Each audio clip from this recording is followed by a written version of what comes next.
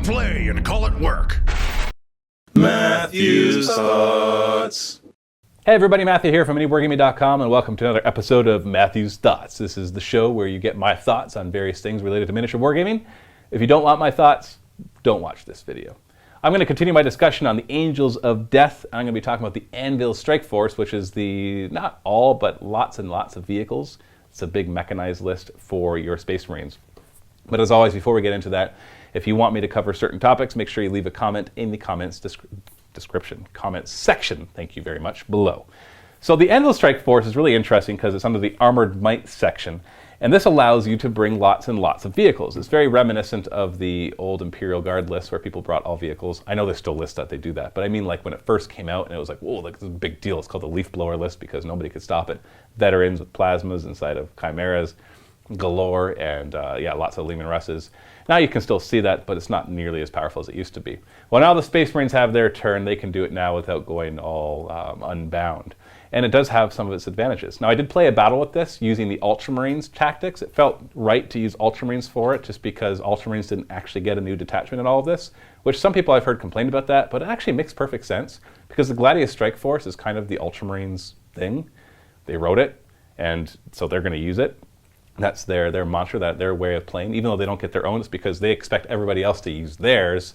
They're not going to go off and use somebody else's or come up with some new way to do a fight. That would just not be very Guilliman type of thing to do. So the Anvil Strike Force is just kind of another Ultramarine way to fight, which is lots of tanks. In fact, any infantry that you bring in this list must have a transport. They don't have to start in the transport, I don't think.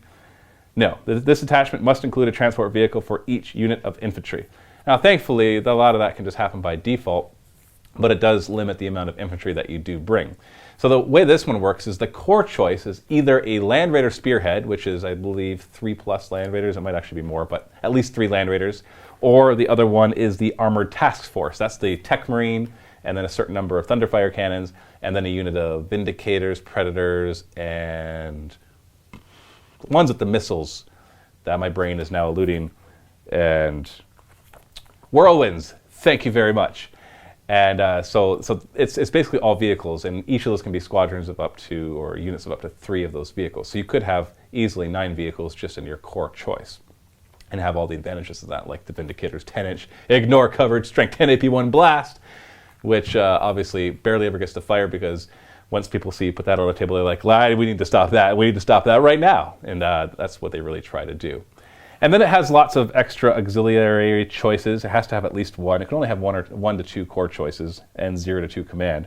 And these auxiliary include the Suppression Force, Anti-Air Defense Force, Raptor Wings, Storm Wings, Tech Marines, Land Speeders, Dreadnoughts. But then they have one that's really cool. It's just called Mechanized Infantry. And it's one of the following: Tactical Squad, Assault Squad, Devastator Squad, Scout Squad, Terminator Squad, etc., etc. Now, the rule, of course, being that each of those have to have a transport, which is why they're called Mechanized Infantry. But it allows you basically to easily, I hate to say min-max, but it allows you just to bring one little auxiliary choice. Could just be a 5-man squad of tacticals, very, very cheap. Or a single Tech Marine as well, whichever you want to do. But I thought, why not bring the Land Raider Spearhead and then have it full of guys? I thought that would be rather interesting, so that's what you're going to see in the battle report, which is in the video description below. And so the Armored Task Force has some advantages here. The command benefits, of course, are as follows. Master of Mechanized Warfare.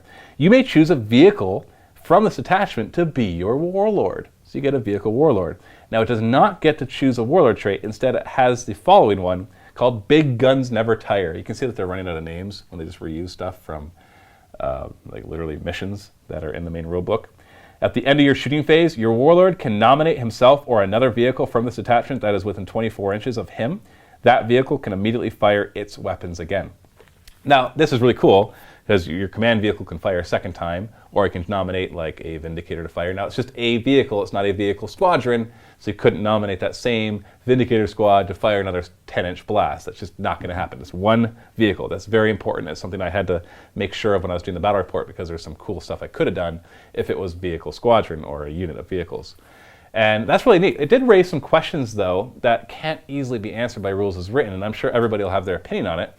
It says that that vehicle can immediately fire its weapons again. Now, that makes the implication that it fired its weapons. Let's say, for example, this Land Raider is the command vehicle, and this Stalker is another vehicle from this detachment. And so the Land Raider at the end of the shooting phase, let's say that this Stalker went 12 inches and then went 12 inches in the movement phase and then went flat out in the shooting phase. And so he didn't fire. So the Land Raider chooses the Stalker. Can the Stalker fire? Because it says fire again. It doesn't say anything about, I'm assuming it has to follow the original rules, in which case it feels like it shouldn't be able to fire because it moved flat out. And that seems to be the answer to that question. But what if, for example, it just didn't fire? Let's say it moved 12 inches just to get in a better position and then didn't have any targets and it didn't pop smoke, because we know we can't fire if you pop smoke. So if you didn't fire at all and it says you can fire again, do you get to fire even though you didn't fire in the first place? So that was kind of weird. Also, do you treat all your normal rules in the movement phase? Like if you move 12 inches and let's say you snapshots, and then you nominate, will it fire snapshots again or does it count as not moving?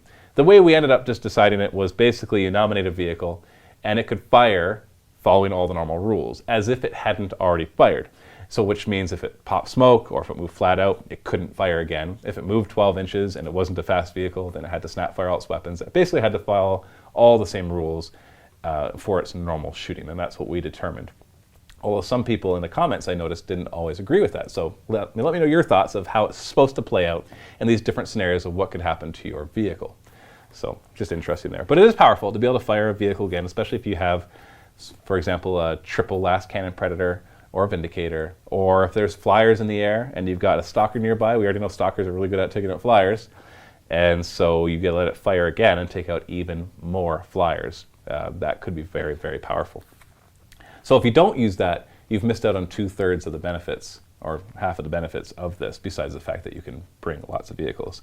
Because the other one is Armor of Contempt. Vehicles in an Anvil Strike Force detachment ignore the effects of crew shaken and crew stunned, though they still lose a hull point.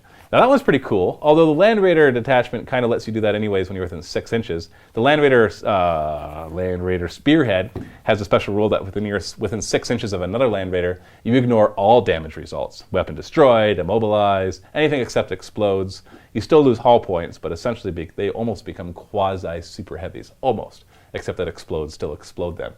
And so they're already going to be ignoring the crew shaken and crew stun, but it's a nice little bonus with that. On top of that, the Armored Task Force, which is your core choice, your other core choice, if there's a Tech Marine nearby, they ignore crew shaken, I think maybe crew stunned as well, so they already kind of get something in that area.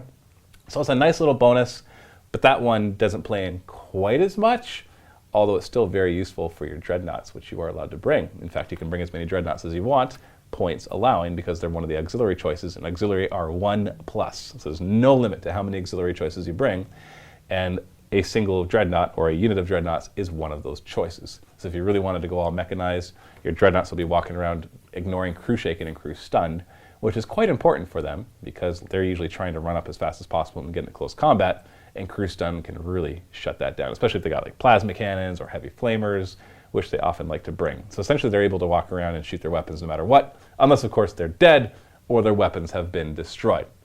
So I found that the Anvil Strike Force was a lot of fun, and it just had a lot of potential to it for what you could possibly do with it without, it obviously could be cheesy, but I don't think it's going to be as cheesy as some of the other stuff that you can see in the 40K universe. It just allows another playstyle for the Space Marines, which obviously we know that Space Marines are under-supported. They don't get enough supplements or enough models. They don't see enough playtime, and nobody plays them anymore, so we need more supplements for them.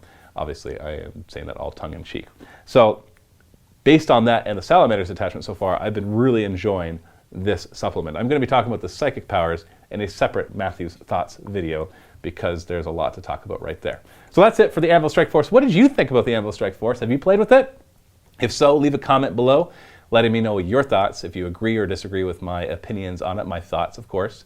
And if you want me to talk about something else, even if it's nothing to do with Angels of Death, something to do with miniature wargaming in another Matthew's Thoughts video, leave a comment below and thumb up any ones that you agree with. Thanks for watching. Happy wargaming.